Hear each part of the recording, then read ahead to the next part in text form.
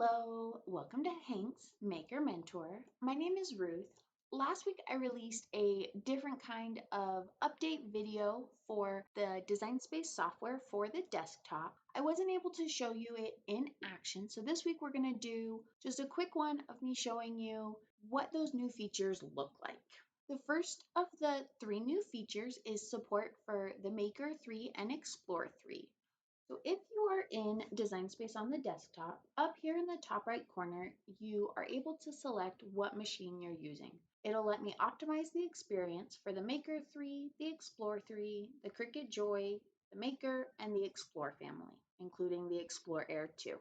This design is a great example of one that the new smart material on the Maker 3 and the Explore 3 would be fantastic for.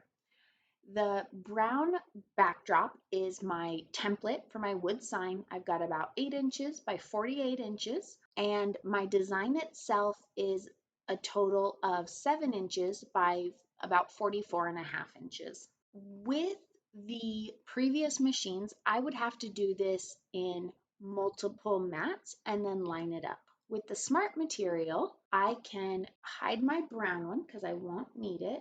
I'll go ahead and click Make It. And my material needs to be the 13-inch wide smart material by a minimum of 46.75 inches. This way it can be in one solid piece and I don't have to worry about lining them up later. The second new feature is about the Cricut Joy Transfer tool. It was recently released and now there is the support that lets you know when you need to do the different steps. I have already typed in this text. It's currently set to the operation of pen, but I can come in here and I can click foil and it'll change what it looks like. And I can also change the foil color if I want. And then when I go click Make It, it'll bring it up and show that I want it foiled.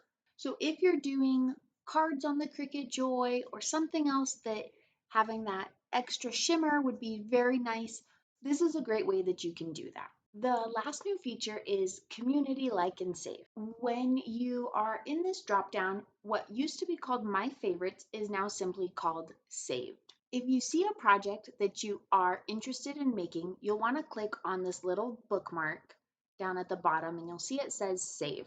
If you see a project that you really like the idea and what they did, you can go ahead and click on this heart to show you like it and to give the creator that positive support without it showing up in your saved projects. If I come up here, you'll see that the father one was saved, but the library book one was not saved.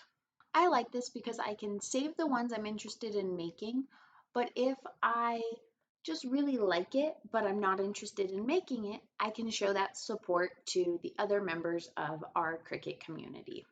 Thanks for watching. If you are interested in seeing videos about the Maker 3 or the Explore 3, let me know. I'm on the fence about if I'm going to buy one right now. If you want to get notifications when I release new videos, either on Saturdays or bonus videos throughout the week, go ahead and click subscribe. Thanks for watching, and until next time, bye.